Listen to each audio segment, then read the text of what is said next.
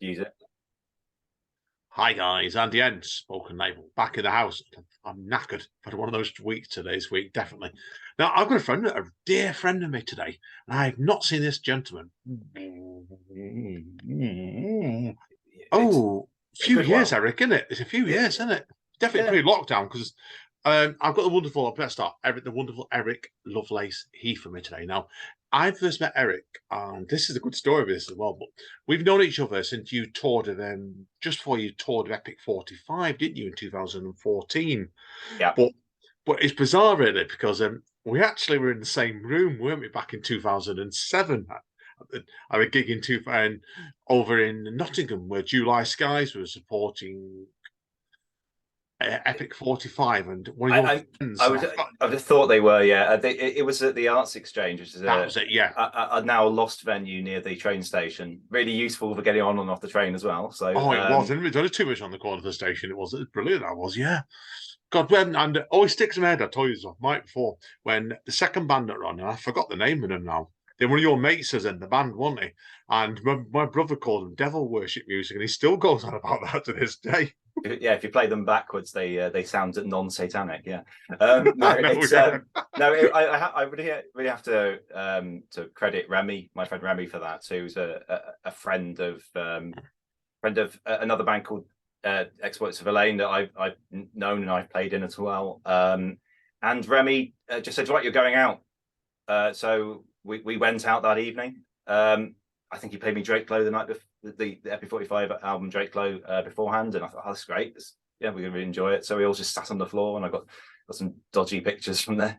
Trying not to take pictures with the flash, back in the days when cameras were not as well, we weren't using phones anyway. Oh no, it predated it. I've got recordings of both Epic 45 and July Skies from that night, and I'll send them over to you some point. You can have a listen for memory's sake. But like you said, your pictures are dodgy. I think my recording was dodgy that night. Because I was drunk as a skunk that night. I was, and I'm not even sure if that place had an alcohol license. I can't remember if it did. I'll sort of slightly glaze over something else, but there was another gig a little bit later that I was in a band, and the band decided to go outside to smoke, and the owner of the venue was not particularly happy to find them outside. So yeah, it's closed a little bit after that, but it was it seemed to attract quite a disparate group of artists. Oh, that's the best. I mean, that's a good way of putting it there, basically, mate. Now, I think obviously you better tell people a little bit about yourself. Obviously, I think people that will know me and you know we're both capable of just going off on a tangent and just talking absolute bollocks for about 40 minutes. So the swear words are going to come out in this podcast, everybody. I better warn you, because I know what Eric's like and I know what I'm like. So, so Eric, obviously, mate. I said for to clarify, when I first met you properly, when you were toured the Epic 45, toured 14, I think it was. And I have bumped into you since at Piccadilly train station, and you and Vicky were off to a concert at Salford Quays, and I've forgotten who it was now. That was a few years later. That must have been, I reckon that would have been the Eccentronic Research Council. That would have been with we went there with our friend Ian, and Maxine Peake was reading out of a Haynes manual. That was the one. Yeah, I remember going on about Maxine Peake, and I couldn't remember the name of the act now. Yeah, shows you. But no, listen, mate, we're going to go off enough tangents as it stands anyway. So we better let you introduce yourself to everybody, mate. So tell them obviously a bit about your background as a musician and where all your creativity came from, and that'll probably be my unstructured point this session, knowing you, mate. How to explain that? Well, I think I wasn't a particularly musical kid. I just kind of like putting things together, and I remember messing around with a tape. I think I used to do something like tape CDs, dub CDs, and the radio together and try and make things. And then as I got older, I got a computer at college, and I started recording. Because I played with a friend. I got a bass guitar, and I started trying to record things and ended up making sort of ambient music, really. And then I really made that step into recording. I recorded to tape for a while, and tried to record piano on the tape. And then the tape. Well, I've got the track somewhere. They were sort of like 5-minute long piano pieces, and I would have to run to to the radiator to warm my hands up every time I made a mistake. And the story of that EP, or whatever it was really, because it was going to be a piano and Martineau, the instrument. I'll explain a little bit later about. That EP sort of died a death when the tape player chewed the tape. And then in a fit of real just despondency, I guess, I just put together this EP, which was called Reflecting, in 3 days. I think I had 3 days that week that I could do it. I sort of worked the Tuesday and the Thursday or something, and I did 5 tracks in it, and then that became a release, and eventually it was put out and got some good reviews. And from then, really, it was just listening to a lot of electronic music, writing very ambient music in response because I couldn't put beats together. And then, yeah, I guess coming to, I met Epic 45. I became friends with Ben and Rob. That changed my mindset when it came to music. I think I got a bit more confident with it. I saw a way of putting it out, because previously I'd been putting it out through a label called Records on Ribs, and Ben and Rob put together their Wayside and Woodland label. And then I started, I'd been playing quite a lot of folk music live, and I played accordion, and then that sort of turned into an album called Shropshire Hill Country. And from there, I just sort of built up, I guess, just into writing more poppy songs. Yeah, I mean, it's interesting because I tend to think of your career direction. It reminds me in a very odd way. Like, oh, okay, release history then. Don't put it that way then. Yeah, I always think of something like you get some acts where they start off in one direction and go off in a completely different other. It's like if people obviously heard some of your later releases, like your absolutely brilliant TJ single, and then the album that came after it, you did oh no, it's TJ album. I apologise, album. I read it wrong then. T's the album, yeah. I read it completely wrong. And yeah, that itself like only came a few years after, but it was completely changing direction for you, really, wasn't it? I think it's a mixture of a sequencing. So say 2008, 2009, I was writing I actually wrote Shropshire Hill Country, a lot of it in 2008 and 2009, and then I put together Snail Beach, Mine's Trust, which is the first album actually. Came out a bit. That came out first because it just seemed to fit, and that was written very quickly. And then from 2010 to 11, I started writing a lot more coherent songs, I'd say. I got more vocals in it, and then those actually became what became Smiling Leaf, which was released a few years ago. And then T was just, I don't know, I went a bit mad really, and I just spent a long time writing very intensely, and re-released it in 2013. So yeah, that was I think it's a delay, really. I think it's that as I got more confident with production, there were quite big jumps, but there was a lot of failures along the way. You get my drift. Yeah, I think it's nature of the beast we do any sort of creative process, really. Like, not everything goes to plan, and sometimes the best accidents are the one you end up sticking with sometimes, or in some cases get deleted pretty quick. Yeah, I think there's a lot really in it. There's a lot of an assumption. Sorry, there's a lot of assumption about the way that people release their music, and they just think it's, you finished it, you just get it out. And there's a huge build up to this. It would be either pressing or mastering or things like that, or just it doesn't fit. So I know some people have not been able to release something. It's either come out likely to come out at the same time as something that was quite similar, or sounded a bit too similar, or things like that. So I've got an album actually that I've been writing since 2018. I haven't finished it yet. It's very close to being finished, but it then became quite difficult to work out how I'd release it, because the climate that it was written in is very different to now. So yeah, it would be, wouldn't it? Yeah, of course, a lockdown, everything in the world's changed, doesn't it? So absolutely. And that album there is it's like T gone a bit more bonkers. There's a lot more layers. There are a ridiculous number of layers, but then I can't work out where I'd put it, how I'd put it out. It's tricky. So yeah, there is that element of not being the right time sometimes. So people have lost albums. There's a brilliant band called Plone who their second album was amazing, and it got put up on YouTube because Warp didn't release it. Oh, I can't remember that as well because I got still got their first single that came out in Woozler Jukebox, and it was just like I had absolutely no idea who they were. This is one of those things back in the day, and I played it back and I thought, hey, it was absolutely incredible. Yeah, I've got the first album. I need to get the second one as well. Well, you can't get the second one on CD. You can get it on YouTube.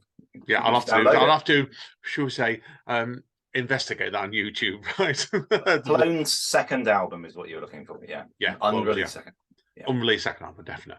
Now, I want to obviously there's a lot of stuff I want to talk about today, Eric, as well, because I noticed obviously that since your last release came out at Pattern a couple of years ago, I know you've been concentrating your writing more nowadays, haven't you, as well as and a different side note. And you sent over to me before an absolute brilliant story called The Face. Now, yeah, I really, really enjoyed that. I thought, wow, brilliant. Now, tell us about then. Have you always been writing, or was that always come to you a bit later on in life? So yeah, about in my say just slightly pre-teenage years, I went to a very small school up in the hills up in Shropshire, and they had a poet who came. I'll name him. He's Andrew Fusik Peters. He was a poet, and he did a TV series called Wham Bam Strawberry Jam, and he came, and the school was very small. There weren't a lot of. I think there were 6 people in my year. I was the eldest, and no one really came to the sessions, except I kept coming. So I really wanted to develop my writing. I wrote prose mainly. I didn't, but I wrote a few poems. I started writing it, but I always found poems to be a bit too. I find it uncomfortable because not for any good reason. It's just it's quite. I'm never quite happy with the way that they work. So I'm happier with prose. So at school I wrote a lot of creative writing, and I really enjoyed that. And I did write little bits and pieces. I wrote one Christmas. I remember my sister gave me some mold brandy, it was called, and I just lay in bed just writing these stories as they came. As this feeling just washed over me. Wow, it's great. Wow. So I wrote lots of little stories, and quite a lot of them are based on false mythology. So I'm quite keen at some point to write almost like a fake guide of mythology. Misremembered one. I wrote one about clipping the burr, as it's called. So there's a legend of going around the Wrekin, which is everyone holds hands to go around the Wrekin hill near Telford, and I rewrote it as clipping the burr, so everyone holds hands. And so there's that. But then I started developing these stories, and I wrote one that was released on a website that's now just come back again. I'll let you know which website it was. Yeah, and when we do the write-up, I can put it in the write-up for you. So I certainly want to read this, to be honest, as well, straight away. So. That was about it's called the Colosseum. It's about a sort of a journey to a frozen coastal town where everything seems to be frozen in time. So I wrote that, and I put it in. It's, Rob Glover from Episode 45 just said, you should put one in for a Christmas story. And I finally finished it and sent it over, got a few edits done, and put it in, and got some good comments. So then I took a bit of time off a few years ago and just wrote a load of stories. And so the one that you read, The Face, that was one. Now, you're going to be, if people are wondering, you're going to be reading extracts of the story out in the second half for us. But I want to ask you, tell us about the history of the story, because it's interesting. If you started off with a quote from Robert McFarland from The Wild Places at the top. Now, tell us about what made you want to put that quote at the top of the story then, first of all. Okay, so the interesting thing I found, because I read the really good book called it's up there. It's The Book of Trespass by Nick Haynes, which is a lot about place, a lot about the denial of place, of the right to roam, of the act of enclosure, things like that. And for quite a long time, I've been very interested in the nature of living in the countryside. There's something that's been boiling through my mind for years that's about, I wouldn't say it's about freedom, but it's about the concept of people's concepts of freedom and ability to go around places, as they please. That in a city that you almost feel like everything's private. That if you go into the countryside, you feel like, oh, suddenly, you can go anywhere, but you can't because there's barely any footpaths, or the footpaths are closed or things.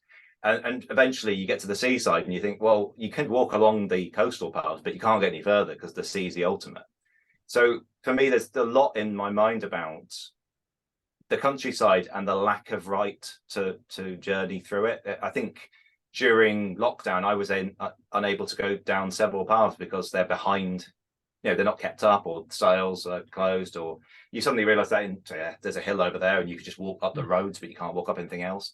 So if you go into the woodland, there's lots of tracks, but you don't know which ones are right to walk down. So there are logging roads, there's all sorts of bits that you're always getting these signs telling you can't go down this or that. So actually how little you can see, but also what happens if you go off the right path, I guess. Yeah, I like that. I like the philosophy behind that. It can definitely sums up the story itself, because I think it's a great story. I really do. So that's the Roy McFarlane quote, is about how there's a lot of written about you go up the hill into woodland, into nature, and it makes you think differently.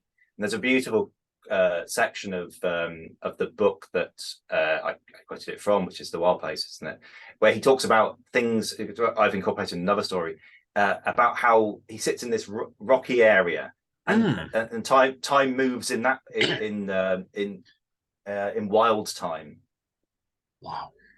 The rocks are moving at a different speed to you. The trees, are moving at a different speed to you. Everything's different. Yeah. No, great. I think it's something up well, because I'm going to. I said I have read a bit of Robert McFarlane. I'm going to check that one out definitely later on with that, as I made note of that. So tell us about the idea for the face, then. Like, go into a bit more detail on that, the story itself, then. Okay, there are a few touch points for it, really. There's a really, really amazingly unknown author called LTC Rolt. So a little bit about my kind of interest is I really like the weird fiction of Algernon Blackwood, of Arthur Mack, and those kind of people. Magnus Mills as well. I really like the sort of the mundane nature of how things go. And then there's some really good stories of his where they sort of explode in ways you wouldn't expect. But LTC Rolt was the founder of the Inland Waterways Association with Robert Aikman, of all people. He also wrote a lot of books about the canals, about railways, and then he wrote this incredible book called Sleep No More, which is just short stories about trains, about canals, about just the Herefordshire, Shropshire area, quite a lot of it. So there's this one story called the Shouting, where he goes. His character is wakened by these boys who go into the wood, and when they come back, there's just something wrong about these kids. Because he hears this weird noise, and then they come back and they're just sort of zoned out, or a slip of what they should be. And he goes in there and it's something like the Green Man gets him or something, and this huge face just comes out of the woods. And I thought something about that got me, because I thought, well, what would happen if someone's just sort of walking up the woods like I do? I did a lot of walking over 2020, and I just sort of found different places. What happens if you're walking along the forest track? You don't know it's not really the right place that you should be going, and then suddenly you just see this god. you just see this face, and it says that looks like a face. Hang on a minute. Oh God, that's a god. And it's a bit of a sort of woodland spirit thing. There's a little reference at one point of forest kings and things like that. So I'll have to take it on the forest. Yeah, I'll take it on the woods near us some point if ever it was when you and Vicky. Because like I said, where me and Amanda live, we live woods called Shepley Woods, and about half a mile's walk from us. You can end up going way up into the arse end of nowhere around there. You can. So I'll take you down. I'll definitely will take you there, mate. About that one, because we've got a cricket ground near the back of us as well. So non-league cricket grounds. I think you've been to as well, actually. What's the name of the ground? Denton. Oh, I played at Denton. Yeah, I'll tell you. Yeah. So one little story about playing at Denton is that when I was a kid, I watched a lot of Touch of Frost. Oh yeah. So when I went to Denton, I was going, oh wow, it's like Denton, Touch of Frost, Denton, and then the other part of my brain going, Denton's horrible in Touch of Frost. Everything really bad happens there. Done round here. I think we need to state that, No, but this is a lovely area. So, no. But if you're yeah, getting the view of Touch of Frost, it's just always bleak. So no, no, it's true. I was really excited because it was a Touch of Frost world. No, fair play, mate. But I did Now, play there. Yeah, I did play. I've got a couple of things I want to touch on today as well, so I want to make sure we give space on certain things. Yeah. Now, people, the eagle-eyed people notice you and Vicky, your partner, have brought out a project together called Creepy Jenny, haven't you? Yeah. So now I want to, because you told me this off mic before, and I thought it's a great story, so I'm going to get you to repeat it. So tell us about the origins of this project. There's only one track out so far on your record label, which we'll come on to next. Yeah. Well, tell us a bit more about that then, because I think it's a great story. Okay, so Creepy Jenny is myself and Vicky. It's a kind of an 80s synth, John Carpenter soundtrack-esque project. A lot of it's Vicky's melodies and ideas. I'm mainly the engineer and the producer. The name comes from me saying to Vicky about Creeping Jenny, and she mishears it and says, "Oh, Creepy Jenny." And so we immediately just thought, oh, it's dolls, isn't it? It's kind of haunted dolls, strange things like that. So the artwork is a doll's face, which is kindly actually my friend Sarah Scruff. She's got a lot of photos of strange and creepy damaged dolls, and that's got Creeping Jenny growing out of its hair. Yeah. So we'll finish the EP, and when we finish the EP, which we should do, it's that you'll see the full artwork from that as well. That's just a portion of the artwork. I look forward to it. It's a great single. Well, worth checking out there straight away. Now, obviously, the Thirst. It's called The Thirst. Yeah. Yes, to clarify, people definitely know. And we need to talk about your record label next, don't we? Because all your releases haven't come out on Wayside and Woodlands and other labels. You're doing your own record label now, Plenty Wenlock, a couple of years ago. Now, first of all, tell us about why this title of this label. Oh, the why it's called Plenty Wenlock. Yeah. I got a really, really good comment on there's a friend of mine called Dave Bell who mentioned it when we relaunched the label. It just a little bit of backstory. We launched it a while ago, about 10 years ago, more than 10 years ago, and then we relaunched it recently. Yeah. And he said, yes, it's a pun. Or sorry, he mentioned the label, and then someone went, "Oh, that's a much Wenlock based pun. That's wildly niche." And I thought that absolutely, I've made it now. I've made a much Wenlock based pun. And a little bit of history of much Wenlock would be the place where the modern Olympic Games was first held. But actually the story's a little bit strange. My grandfather was known as Wampum. It was I think it was a Native American phrase. And then there's much Wenlock, and I thought, well, what's enough Wenlock? Yeah. So I combined the two. Yeah, what's enough Wenlock? There's plenty Wenlock. This, yeah. I like that. I mean, what's enough Wenlock? I know it's people wondering. We're having a recurring pattern where you do things sometimes here, aren't we?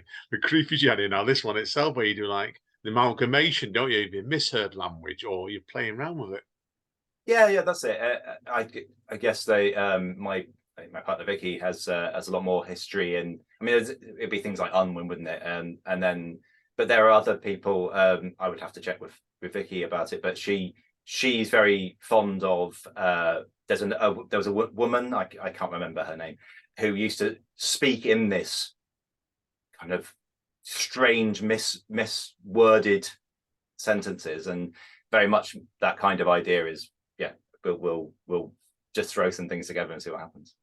And I think it works. It works really well with that one straight away. So now, obviously, looking at other projects as well now, because I know obviously I always like to start wrapping up the side of the podcast, and I like asking people what plans do you have next, because I know you're always working in bits and pieces, because you've got some more music on the go, and I know certainly as well you're looking at doing a book, aren't you, eventually as well on your writing. There's an idea to make the album Shropshire Hill Country into a book, which was Shropshire Hill Country was practically an album of tracks inspired by Shropshire, and the book of the same name by Vincent Waite. The idea was to, it was intended as almost an oral guide to an area. So the the strange. Shropshire's quite touristy in certain places.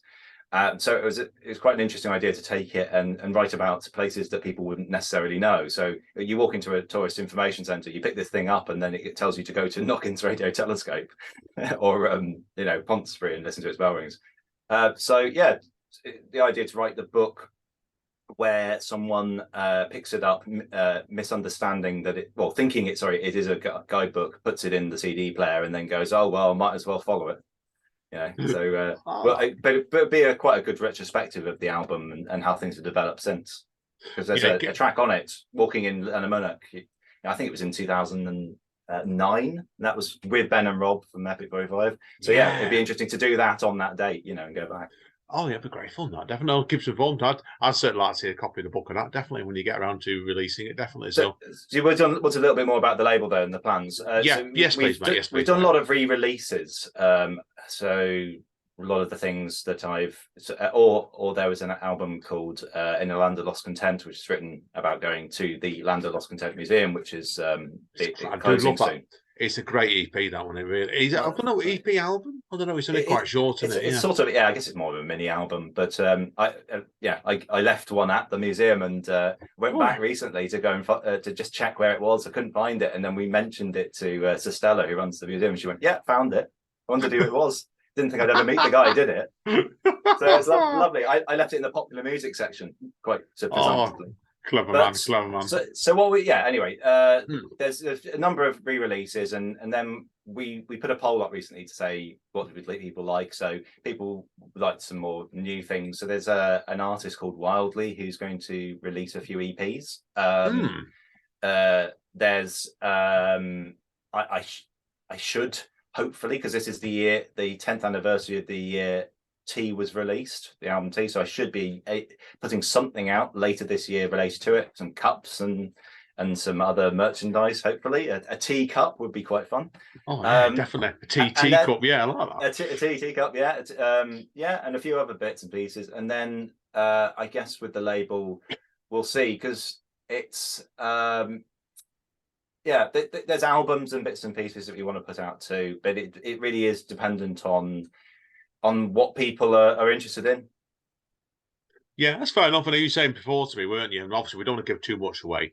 Some of your release, you might be doing a release to in Wayside and Woodland yet, but that watches space out, Yeah, I'd hope so. We'll see.